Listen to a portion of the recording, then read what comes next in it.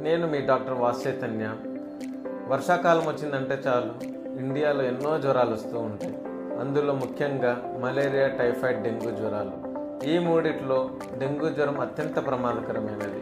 తీవ్రమైన జ్వరం, తలనొప్పి, ఒళ్ళు నొప్పులు, వెన్నునొప్పి, నీరసంగా ఉండడం ఇటువంటి లక్షణాలు ఉన్నట్టయితే మీకు డెంగ్యూ జ్వరం ఉండే అవకాశం ఉంటుంది. పై లక్షణాలు ఉన్నట్టయితే మీరు డాక్టర్ గారిని సంప్రదించి సిబిపి మరియు డెంగ్యూ సీరాలజీ టెస్ట్ చేయించుకోవాలి.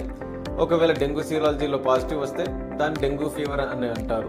డెంగ్యూ ఫీవర్ వచ్చినంత మాత్రాన మీరు భయపడిపోవాల్సిన అవసరం లేదు. ఒకవేళ జ్వరం మామూలుగా ఉండి ఎక్కువగా నీరసం లేకుండా యాక్టివ్గానే ఉన్నట్టయితే మీరు అవుట్ పేషెంట్ బేసిస్లోనే ట్రీట్మెంట్ తీసుకోవచ్చు. బీపీ లో ఉండడం, బ్లీడింగ్ లక్షణాలు ఉండడం అంటే ముక్కుల నుంచి కానీ నోట్ల నుంచి కానీ బ్లడ్ రావడం కానీ చర్మం పైన దద్దులు రావడం కానీ ఇటువంటి లక్షణాలు ఉన్నట్టయితే హాస్పిటల్ అడ్మిట్ అయ్యి ట్రీట్మెంట్ తీసుకోవడం మంచిది.